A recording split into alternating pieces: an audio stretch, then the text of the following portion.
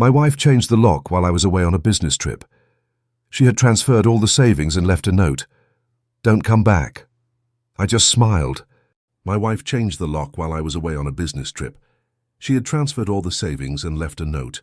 Don't come back. I just smiled and went to the house she forgot was mine. Before I share my story, I'd love for you to comment where you're watching from so I can get to know you better.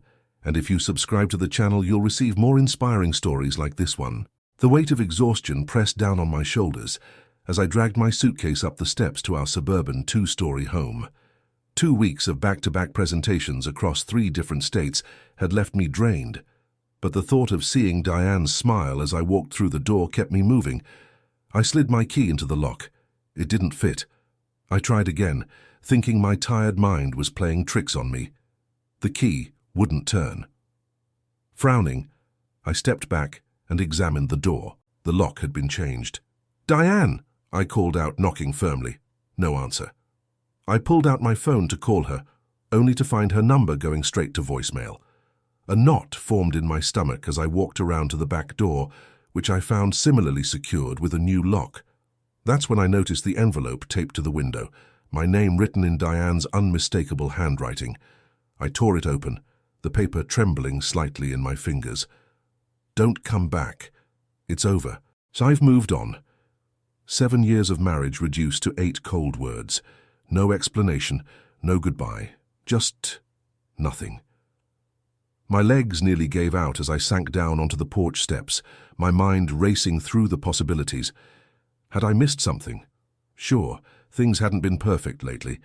Diane had seemed distant, but I'd attributed it to stress from her new position at the marketing firm. We'd argued about my travel schedule, but nothing that signaled this level of finality. I pulled out my phone again, this time opening our joint banking app. My heart plummeted. Our savings account, nearly $87,000 we'd been setting aside for a down payment on a vacation property, had been emptied. All that remained was $42.63. Jesus, I muttered, running a hand through my hair. I called her again. Voicemail. I texted her, "Diane, what's going on? Talk to me." No response. As the reality sank in, something unexpected happened. I felt a small smile form on my lips. Not from happiness, but from an almost perverse irony.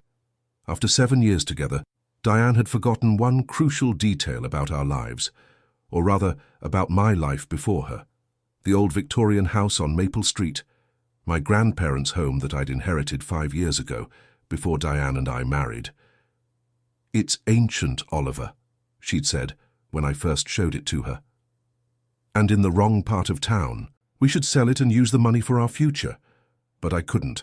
That house held my childhood memories, summers with Grandpa teaching me woodworking in the detached garage, Grandma's cookies cooling on the windowsill, the creak of the 3rd step that Grandpa never fixed, because he said it was the house's way of saying hello. So I'd kept it, despite Diane's frequent hints about selling. I'd even maintained it quietly, hiring a property manager to handle the basics while I rented it out to a retired professor. The income went into a separate account, my hobby fund, as Diane dismissively called it. The professor had moved out last month. The house was empty now, waiting. I stood up, a strange calmness washing over me. In trying to leave me with nothing, Diane had inadvertently sent me back to the one place that had always felt like home. I picked up my suitcase and walked to my car. As I drove away from the house we'd chosen together, the house with the perfect kitchen island that Diane had insisted on, the master bath with the soaking tub she'd fallen in love with, I didn't look back. Instead, I found myself thinking about the original hardwood floors in my grandparents' house, the stained glass window on the landing, the wraparound porch perfect for summer evenings. Diane had taken our present, but she'd forgotten that I still owned my past, and now perhaps my future. The Victorian stood silent as I pulled into the gravel driveway, its weathered facade tinged orange in the setting sun. I hadn't been inside for months, not since helping the professor move out. As I turned my key to my house, I felt something I hadn't expected. Relief. The house smelled of lemon polish and emptiness. I flipped the light switch and the entryway chandelier flickered to life, casting warm light across the foyer's hardwood floors. Everything was clean. Martha, the property manager, had done her job well, but the stillness felt heavy, like the house had been holding its breath waiting. I set my suitcase down and walked through the rooms, trailing my fingers along the oak banister my grandfather had restored himself. Every corner held memories, but they felt distant now, like photographs faded by sunlight. The bedroom upstairs still had a bed, a simple queen with a wrought iron frame that the professor had left behind. I sat on its edge, the mattress creaking beneath me, and finally let the full weight of the day crash down. My phone buzzed. A text from Mark, my closest friend from college. "Hey man, heard about you and Diane. You okay?" My stomach clenched. How did Mark already know? I'd only discovered it myself hours ago. I typed back, "Just found out today, how did you hear?" His response came seconds later. "Shit, sorry. Thought you knew. She's been telling people for weeks it was coming. Said you two agreed to separate." Weeks. She'd been planning this for weeks. Another text from Mark. "Call me."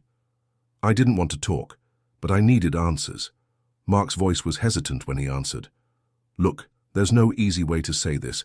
She's been seeing someone. Her boss, Richard." The name hit me like a physical blow. Richard. The man who'd sent her flowers from the team when she landed that big account. The man she'd been working late with so often over the past few months. "How long?" My voice sounded strange to my own ears. "Since Christmas, apparently." Christmas. Over 8 months ago. Images flashed through my mind. The weekend getaway we'd taken in March, the anniversary dinner in May, all while she was involved with someone else. Who else knows? Mark's pause told me everything. Most of the group.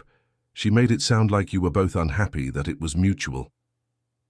The betrayal expanded beyond Diane to our entire social circle. People we'd had dinner with, couples we'd vacationed with. They'd all known about her affair while I remained oblivious. After hanging up, I wandered through the house like a ghost, eventually finding myself in my grandfather's study. The built-in bookshelves still housed his collection, classics, history, and the detective novels he'd loved. On impulse, I pulled out one of his favorites, an old Agatha Christie, and a yellowed envelope slipped from between its pages. Inside was a stack of letters, my grandmother's handwriting on the envelopes. They were dated 1974, long before I was born. I opened the first one. "My dearest George, I know you'll come back to me when you're ready. The house will wait for you, as will I. Margaret's deception may have broken your heart, but remember that false love shatters, while true love bends, but never breaks. With endless patience, Eleanor." I sat down hard on the leather chair, the letter trembling in my hand. My grandmother Eleanor writing to my grandfather George about someone named Margaret. I'd never heard of a Margaret in my family history. I opened more letters, piecing together a story I'd never known. Apparently before my grandmother, there had been Margaret, my grandfather's first wife who had left him for his business partner, emptying their bank account in the process. History repeating itself. The realization was both devastating and strangely comforting. My grandfather had survived this same betrayal in this very house. The next morning, the doorbell rang. I opened it to find Martha, the property manager, her expression a mixture of surprise and concern. "Oliver, I didn't expect to see you here. I was just dropping by to check on things." I invited her in, made coffee in the kitchen where my grandmother had taught me to bake cookies. "The professor mentioned you might be selling," Martha said, stirring sugar into her cup. "I have a few interested parties who'd love to see the place." "I'm not selling," I said, the decision crystallizing as I spoke the words. "I'm moving back in." Martha studied me, then nodded. "Does Diane like the idea of living here? She always struck me as more of a modern condo type." "Diane won't be joining me," I said simply. Understanding dawned in Martha's eyes. In a small town like this, news traveled fast. "I'm sorry to hear that, though I can't say I'm disappointed you're keeping the house. It suits you." After she left, I sat on the porch swing, coffee in hand, watching the neighborhood wake up. The Millers across the street were walking their golden retriever. Mrs. Peterson next door was watering her roses, just as she had when I was a child racing my bike up and down the sidewalk. My phone rang, Diane's number. After avoiding my calls yesterday, she was reaching out now. My thumb hovered over the screen. What could she possibly say that would matter? I declined the call. Seconds later, a text. "We need to talk about the house." Which house? Our suburban showpiece, or this one? A cold feeling settled in my stomach. I did a quick public records search on my phone. The deed to my grandparents' house was still solely in my name, filed before our marriage. She couldn't touch it. I didn't respond to her text. Instead, I opened a new email to my company's HR department, requesting my accumulated 3 weeks of vacation effective immediately. Then I texted my team that I'd be working remotely for a while due to personal matters. As I set my phone down, I realized my hands were shaking, not from fear or grief, but from anger. Pure clarifying anger that burned away the confusion and hurt, leaving behind a resolve as solid as the house's foundation. Diane had methodically dismantled our life together, lying to me and everyone we knew. She'd taken our money, changed our locks, and discarded 7 years like they meant nothing. But she'd forgotten this place. She'd forgotten that I had somewhere to go, somewhere I belonged long before I met her. The house creaked softly around me, that familiar third step groaning as if in agreement. I wasn't just back, I was home. On the third morning in my grandparents' house, I woke to the sound of rain pattering against the bedroom window. I lay still, listening to the house's gentle creaks and groans as it settled into the damp morning. For the first time since finding that note on Diane's front door, I didn't immediately feel the crushing weight of betrayal. Instead, I felt something stirring inside me. Purpose. I pulled on jeans and a faded t-shirt, made coffee in my grandmother's percolator, and stood at the kitchen window surveying the backyard. The professor had maintained the basics, but the garden my grandmother had lovingly tended was now overgrown, the tool shed listing slightly to one side, the back porch steps sagging. This house needed me as much as I needed it. By noon, the rain had cleared, and I was knee-deep in weeds, yanking them from what had once been my grandmother's prize-winning rose garden. My phone buzzed in my pocket. Another text from Diane. "You need to call me. The lawyers are asking about assets." I wiped sweat from my forehead, leaving a streak of dirt across my skin. Of course, she already had lawyers involved. Diane never wasted time. I ignored the message and continued working, losing myself in the physical labor. By late afternoon, I'd cleared half the garden and filled 3-yard waste bags with weeds and dead branches. My muscles ached, but my mind felt clearer than it had in days. Well, look who's back in town. I turned to find Mrs. Peterson standing at the fence, her grey hair neatly pinned back, gardening gloves on her hands. She'd been my grandmother's best friend and had watched me grow up during those summer visits. "Mrs. Peterson," I smiled, genuinely happy to see her familiar face. "How have you been?" "Better than you, from the looks of things." Her keen eyes missed nothing. "Martha told me about your situation." "I'm sorry, Oliver." I nodded, unable to find the right words. "Your grandmother would be happy to see you here," she said softly. "This house was always meant for family." Later that evening, as I soaked my aching muscles in the old clawfoot tub, my phone rang again. "Diane." Against my better judgment, I answered. "Finally," she said, her voice tight with irritation. "Where have you been?" "At my house," I replied, emphasizing the possessive. A pause. "Our house? I told you not to come back." "Not that house, my grandparents' house." Another longer pause. "That old place? You're actually staying there?" "I'm living here now," I corrected. "What do you want, Diane?" "We need to discuss the division of assets. My lawyer needs a full accounting of everything we own." "Everything we own," I repeated, a bitter laugh escaping me. "You mean what's left after you emptied our accounts?" "That money was mine too," she snapped. "And don't act innocent. You've been hiding assets." "What are you talking about?" "The rental income from that house, the separate account you've been keeping. Richard says—" "Richard says?" My voice hardened. "Is that who you're getting your legal advice from now? The man you've been sleeping with since Christmas?" Silence stretched between us. When she finally spoke, her voice was cold, calculated. "The Victorian. It's a marital asset, Oliver. I'm entitled to half its value." I sat up so quickly water sloshed over the edge of the tub. This house was mine before we married. It's not part of the divorce. We'll see about that, she said. My lawyer seems to think otherwise. After she hung up, I stared at the cracked ceiling tiles, my grandfather's voice echoing in my memory. This house has stood for 100 years, Ollie. It'll stand 100 more. The next day I began repairs on the sagging porch steps, using the tools my grandfather had left in the garage. With each nail hammered, each board replaced, I felt like I was rebuilding more than just a staircase. Word spread quickly that I was back. Neighbors stopped by, some out of genuine concern, others undoubtedly curious about the gossip. I didn't mind. Each interaction helped root me back into this community that had always been part of my life, even when I'd been absent from it. By the end of the week, I'd hired a local contractor to inspect the roof and fix a leaking pipe in the upstairs bathroom. I'd ordered new windows for the sunroom, scheduled an electrician to update the ancient wiring, and started sketching plans to modernize the kitchen while preserving its vintage charm. When the divorce papers arrived via courier, I wasn't surprised to see Diane was claiming the house as a marital asset. She'd conveniently forgotten how vehemently she'd argued against me keeping it years ago. It's just an old money pit, she'd said. If you won't sell it, at least put it in a trust or something so I'm not responsible for it. I'd respected her wishes, keeping the house solely in my name, filing separate tax returns for its income, all things her lawyer would soon discover.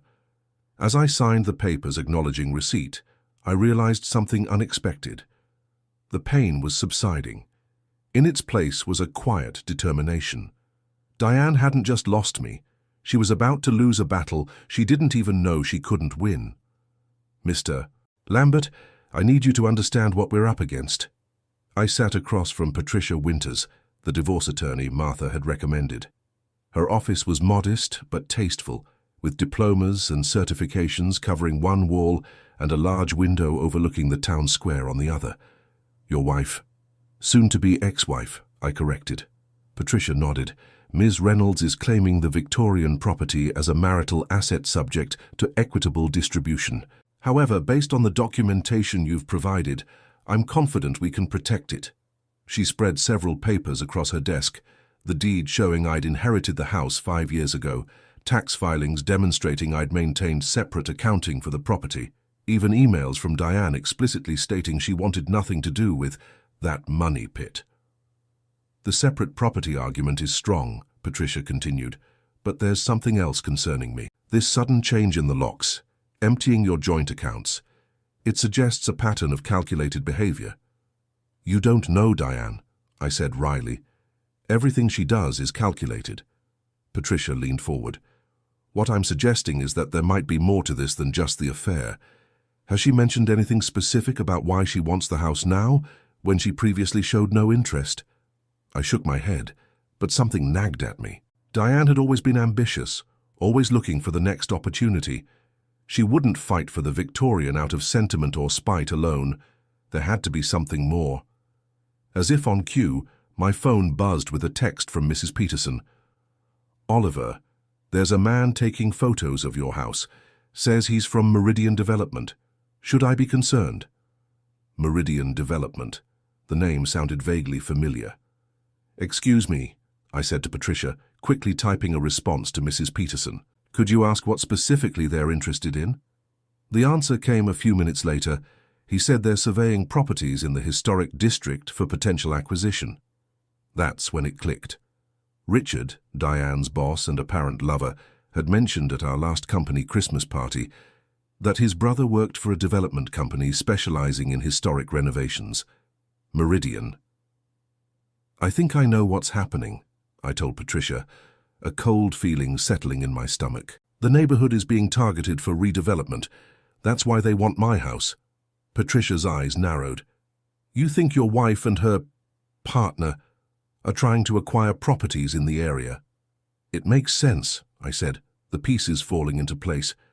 Diane didn't just leave me for Richard. They're planning something bigger. My house is one of the largest properties in the historic district. This changes things, Patricia said, jotting notes. If we can prove they're acting in bad faith, attempting to use the divorce to acquire property for commercial purposes. Over the next few weeks, the battle lines were clearly drawn. Diane's lawyer, an aggressive, silver-haired man named Bradford, who favored expensive suits and intimidation tactics, filed motions claiming I had hidden assets and demanding the house be sold with proceeds split equally. I stayed focused on my renovations, finding solace in the physical work of restoring the house. I stripped and refinished the original hardwood floors, repaired crumbling plaster, and uncovered a beautiful fireplace that had been hidden by a previous renovation. The neighborhood rallied around me. Mrs. Peterson brought over historic photos of the house from the town archives. The miller's teenage son helped me haul construction debris. Martha connected me with local craftsmen who specialized in historic restorations. It felt like the house itself was fighting to stay whole, revealing its secrets and strengths with each repair. Then came the preliminary hearing. Diane sat across the courtroom, elegant in a tailored grey suit, her expression neutral, except for the slight tightening around her eyes when she saw me.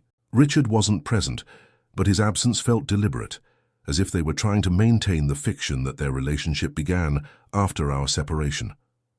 Bradford presented their case first, painting me as a man deliberately hiding assets, controlling our finances, and preventing Diane from establishing her independence. He emphasized how the property represented a significant portion of our marital wealth and how excluding Diane would be grossly unfair. When Patricia rose to speak, her approach was methodical, devastating in its simplicity. She presented the documentation showing the house was inherited before marriage, maintained separately throughout, and, most damning of all, she introduced evidence that Diane had repeatedly insisted she wanted nothing to do with it. And most recently, Patricia said, her voice carrying clearly through the courtroom, we have reason to believe Ms. Reynolds' sudden interest in the property is not personal, but commercial. She presented photographs of Meridian Development representatives surveying properties in the neighborhood, along with corporate filings showing Richard's brother as a principal in the company. She also submitted a petition from neighbors opposing any commercial development in the historic district. Your Honor, Patricia concluded, this appears to be an attempt to use divorce proceedings to facilitate a business transaction, one that would not only harm my client, but potentially damage a historic neighborhood. The judge, an older woman with shrewd eyes and a no-nonsense demeanor, studied the documents carefully. Ms. Bradford, did your client disclose her connection to Meridian Development? Bradford looked momentarily thrown. Your Honor, my client's personal relationships have no bearing. I didn't ask about her relationships, the judge interrupted. I asked if she disclosed her business interests relative to this property. The silence that followed was answer enough. After the hearing, I found Diane waiting by my car. For a moment, seeing her standing there, the woman I'd built a life with, planned a future with, I felt a pang of what might have been grief. You're making this more difficult than it needs to be, she said, her voice carefully controlled. Am I? I leaned against my car, studying her. Or did you and Richard miscalculate? A flash of something, anger perhaps or frustration, crossed her face before she composed herself. We could have handled this privately, Oliver. Now you're dragging everyone into our personal business. This stopped being personal when you emptied our accounts and started photographing the neighborhood for redevelopment, I replied. What was the plan, Diane? Use me until the deal went through, then discard me. She didn't answer, which was answer enough. You know what your biggest mistake was? I asked, opening my car door. You forgot what matters to me. You forgot that house is more than just property to me. And you forgot that I always get what I want, she replied, her voice cold. This isn't over, Oliver. As I drove home, her words echoed in my mind. She was right about one thing. It wasn't over. But for the first time since finding that note on the door, I believed I might actually win. The letter arrived on a Tuesday morning, official and imposing with its law firm letterhead. I recognized Bradford's firm name immediately, but this wasn't another legal threat. It was an invitation, or rather a demand, for a settlement meeting. They're getting desperate, Patricia said when I called her. The judge's reaction at the preliminary hearing must have rattled them. This is good news, Oliver. I wasn't so sure. Diane didn't retreat. She regrouped. If she wanted to meet, she had a strategy. The meeting was set for Thursday at Bradford's downtown office. Neutral ground, supposedly, though the power dynamics were clear in every detail, from the imposing conference room to the strategically uncomfortable chairs provided for Patricia and me. Diane arrived last, making an entrance in a cream-colored suit that probably cost more than all my recent renovations combined. Richard was with her, his first appearance in any proceedings. He was exactly as I remembered from company functions, tall, silver at the temples with the practiced confidence of someone accustomed to getting his way. "Oliver," Diane nodded coolly, as if we were distant acquaintances rather than people who had shared a bed for 7 years. "Let's get to the point," Bradford began once everyone was seated. "We have a proposal that could resolve this matter quickly and equitably." Patricia raised an eyebrow. "We're listening." Bradford slid a document across the polished table. "My client is willing to drop all claims to the Victorian property in exchange for a one-time cash settlement." I glanced at the figure and nearly choked. It was astronomical. Far more than the house was worth, even in the current market. "This is absurd," Patricia said, voicing my thoughts. "Why would my client pay this amount when the court is likely to rule the house is separate property anyway?" Richard leaned forward, speaking for the first time. "Because time is valuable. Litigation is expensive and time-consuming. We're offering certainty." "And what's your interest in this?" I asked him directly. "Last I checked, you weren't a party to my divorce." Richard smiled thinly. "I'm here as a friend supporting Diane." "A friend," I repeated, unable to keep the sarcasm from my voice. "Is that what they call it these days?" Patricia placed a warning hand on my arm, but I was beyond caring about politeness. 7 months of their affair, weeks of legal harassment, the attempted theft of my family home, it all crystallized into a clarity I hadn't felt before. "This isn't about the divorce at all, is it?" I said, looking directly at Diane. "It's about Meridian Development. They want my property and you're helping them get it." Diane's expression didn't change, but her fingers tightened almost imperceptibly around her pen. "That's quite an accusation," Bradford interjected smoothly, "and completely irrelevant to these proceedings." I ignored him, focusing on Diane. "How long has this been in the works? Before Christmas? Is that why you suddenly started working so many late nights with Richard?" "Oliver," Patricia cautioned, but I continued. "What's your cut, Diane? 10%? 20%? Or was the plan for you to marry Richard once the dust settled, become a proper developer's wife instead of just an architect's?" Richard's jaw tightened. "I think we're done here." "No," I said, surprising even myself with the authority in my voice. "We're not done until you both understand something. That house isn't for sale. Not to you, not to Meridian, not to anyone. It stays in my family." "Don't be naive," Diane finally spoke, her voice cold. "It's just a house, Oliver. An old, outdated house that needs more work than it's worth." "To you, maybe," I replied. "But then, you never really saw its value, did you? Just like you never really saw mine." The room fell silent. Bradford cleared his throat, clearly trying to regain control of the meeting. "Perhaps we should take a short break."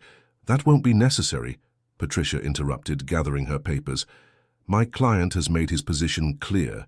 The settlement offer is rejected." As we stood to leave, I turned back to Diane and Richard. "By the way, I've been documenting everything. The unauthorized property surveys, the connections between Richard and Meridian, the timing of our separation, and the development plans. If this goes to trial, it all becomes public record." Richard's face darkened. "Are you threatening us?" "No," I replied calmly. "I'm promising transparency, something that's been lacking in our dealings so far."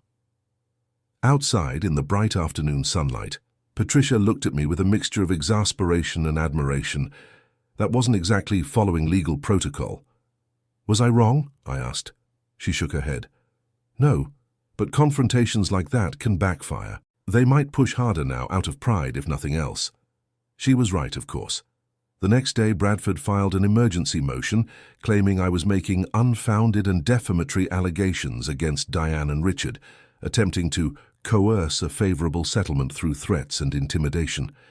It was desperate and transparent, but it meant another hearing, more legal fees, more stress. That evening, I sat on my grandparents' front porch, watching the sunset paint the neighborhood in soft gold. The renovations were coming along, new windows installed, roof repaired, garden beginning to flourish again. The house was healing, even as my life remained in limbo. A car I didn't recognize pulled up in front. A woman stepped out, elegant, in her early 60s, with a no-nonsense air about her. It took me a moment to place her, and when I did, I tensed. Celeste Lawford, Richard's ex-wife. "Mr. Lambert," she said, approaching the porch, "I apologize for showing up unannounced. I think we need to talk about Richard and his development plans, and about your wife." I hesitated, then gestured to the chair beside me. "It's Oliver, and she's not my wife anymore." Celeste sat, her back straight, hands folded primly in her lap. "I've been following your case with some interest. You see, 15 years ago, Richard did to me exactly what Diane is doing to you." "You lost your house?" I asked. A humorless smile crossed her face. "I lost much more than that, but I've learned a few things about Richard Lawford and Meridian Development that might help you keep what's yours."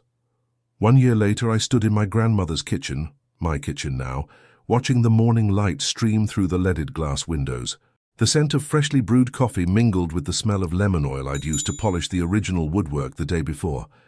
The house was transformed, not into something new, but into what it had always been meant to be. The hardwood floors gleamed, the plaster walls smooth and freshly painted, in warm, historically accurate colors. The kitchen had been updated with modern appliances that somehow didn't look out of place among the restored cabinetry. "It's beautiful, Oliver," Martha said, accepting the coffee mug I handed her. "Your grandmother would be proud." Martha had stopped by to deliver the last piece of paperwork. The final divorce decree had been signed by the judge yesterday. Diane and I were officially no longer married. "Thank you," I said, both for the compliment and for everything else Martha had done. She'd been more than just a property manager throughout this ordeal. She'd been a friend. I glanced at the decree on the counter, still finding it hard to believe it was finally over. The legal battle had been brutal, but in the end, Diane and Richard had overplayed their hand. Celeste Lawford had been the turning point. That evening on my porch, she'd revealed how Richard had systematically taken everything from her during their divorce: her home, her stake in their business, even her reputation in the community. She'd been left with almost nothing, rebuilding her life from scratch while Richard consolidated his power and wealth. But Celeste, unlike me, hadn't kept detailed records. She'd trusted her husband, never imagining he could be so calculating.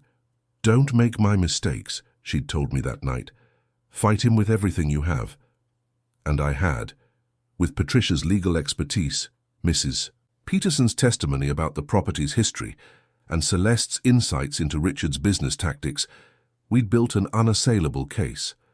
The final blow came from an unexpected source: Richard's own brother. When presented with evidence suggesting Richard was using Diane to acquire properties for Meridian at below-market rates, potentially defrauding both the company and its investors, he distanced himself and the company from the entire scheme. "Where is she now?" Martha asked, interrupting my thoughts. "Diane." I shrugged. "I heard she moved to Seattle with Richard. His development company opened an office there." "Good riddance," Martha muttered. I smiled but said nothing. The anger had faded months ago, replaced by something closer to pity. Diane had traded her integrity for what she thought was a better life. I wondered if she'd realize one day what that had cost her. "Oh, I almost forgot," Martha said, reaching into her bag. "I found this while cleaning out some old files. It was mixed in with the property records." She handed me a small, weathered leather box. Inside was a photo I'd never seen before: my grandparents standing on the porch of this very house, young and smiling, a sold sign visible in the front yard. Beneath it was a key so old it had turned green with patina and a folded piece of paper. I carefully unfolded it. My grandfather's handwriting covered the page, dated just months before he passed away. "To my Oliver, by the time you read this old house will be yours. It's more than just walls and a roof. It's the story of our family, every scratch on the banister, every mark on the kitchen table, every creak in the floorboards. When Margaret left me, I thought I'd lose everything, but I found Eleanor, rebuilt this home, and created a legacy that outlasted any heartbreak. Remember this: houses can be bought and sold, but homes are built with love and time. This place has weathered storms and seen joy. It will do the same for you. With pride and love, Grandpa. My vision blurred. I'd known about Margaret from my grandmother's letters, but I'd never heard my grandfather speak of his first heartbreak. He'd always seemed so solid, so unshakable. "Are you okay?" Martha asked gently. I nodded, carefully refolding the letter. Just connecting some dots. After Martha left, I walked through the house once more, seeing it through fresh eyes. Every repair I'd made over the past year wasn't just about restoring a building. It had been about restoring myself, rebuilding a foundation that had been shaken but never broken. The doorbell rang. When I opened it, I found Mrs. Peterson holding a potted rosebush. "A housewarming gift," she said, though I'd been living here for a year. "It's a cutting from your grandmother's favorite rose. I've been nurturing it in my greenhouse, waiting for the right time." We planted it together in the front garden, in a spot where it would get morning sun. As we worked, neighbors stopped by. The Millers with their golden retriever, the young couple who'd moved in down the street, even the town's mayor who'd been vocal in his support of preserving the historic district. It wasn't planned, but somehow it turned into an impromptu gathering. Someone brought lemonade, someone else cookies. Children played on the lawn while adults admired the renovations. Standing on the porch, watching this community that had embraced me, I felt a sense of belonging I'd never experienced in the sterile, picture-perfect home Diane and I had shared. Later that evening, as twilight settled over the neighborhood, I sat alone on the porch swing, grandmother's rose scenting the air. My phone buzzed, a text from Diane, the first contact in months. "Heard you kept the house. Congratulations." No apology, no acknowledgement of what she'd done, just a brief, almost dismissive nod to my victory. I considered not responding, but something, perhaps my grandfather's letter, made me type a reply. It was never about winning or losing. It was about preserving what matters. I sent the text, then silenced my phone and slipped it into my pocket. Whatever response she might send could wait until tomorrow. Tonight belonged to this house, to the peace I'd found within its walls. The swing creaked gently as I pushed off with my foot, the rhythm matching the distant chirping of crickets. A breeze stirred the wind chimes my grandmother had hung from the eaves decades ago, their soft tones blending with the evening sounds. I thought about my grandfather's journey from betrayal to rebuilding, about my own parallel path. I thought about how Diane had meant to leave me with nothing, but in doing so had inadvertently given me back everything that mattered. The irony wasn't lost on me. In trying to take my house, she had forced me to reclaim my home. In changing the locks on our door, she had opened a path back to my roots. The porch light cast a warm glow across the floorboards I'd sanded and refinished with my own hands. Inside, the lights of the house I'd restored glowed with welcome. Diane had forgotten this house existed, but I'd finally remembered I belonged here all along.